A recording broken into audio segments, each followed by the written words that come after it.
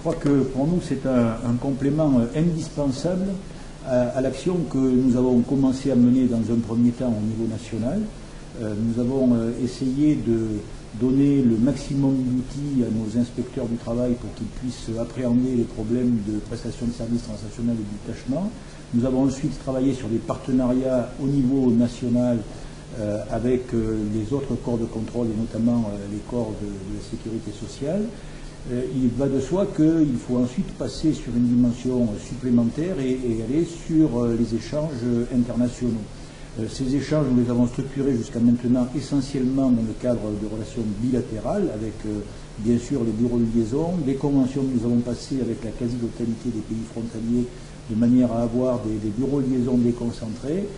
Il nous faut maintenant aller du bilatéral vers le multilatéral et c'est ça l'intérêt majeur de ce projet, de nous situer sur du multilatéral avec une possibilité d'avoir de nouveaux modes de coopération entre les différents pays avec des personnes identifiées et de nouveaux outils qui vont compléter donc la panoplie que nous nous sommes faites depuis quelques années maintenant au niveau national ou au niveau bilatéral. Oui, je pense que les travaux qui ont été menés avant Bruges et le séminaire de Bruges sont la promesse qu'il va se passer vraiment quelque chose. Je pense qu'on s'est attaché dans cette préparation, dans ce séminaire, à faire des choses concrètes, à proposer des solutions concrètes à partir de l'expérience du terrain, l'expérience des inspections, leurs besoins, leurs véritables besoins. Et je pense que tant sur le plan du catalogue que sur le sujet de l'espace d'échange numérique, je pense qu'on arrivera à des choses vraiment significatives. Donc notre souhait, c'est d'encourager fortement l'équipe qui a pris en main le sujet, donc nos amis belges, de poursuivre activement cette démarche et de concrétiser assez rapidement donc, toutes ces promesses.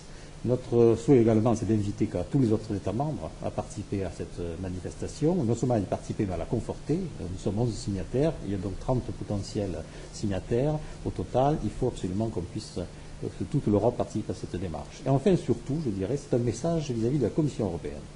La Commission européenne doit s'engager dans cette action, participer à cette action et faire en sorte que ce projet aboutisse dans un délai très court. Ça, c'est vraiment une chose importante. Les États membres en soi peuvent faire beaucoup de choses, mais la Commission européenne doit être vraiment présente pour qu'on ait la garantie que ces outils que nous allons fabriquer soient viables à long terme et puissent garantir la bonne fin de cette coopération européenne en matière de travail dissimulé que nous souhaitons tous après avec la signature de cette charte.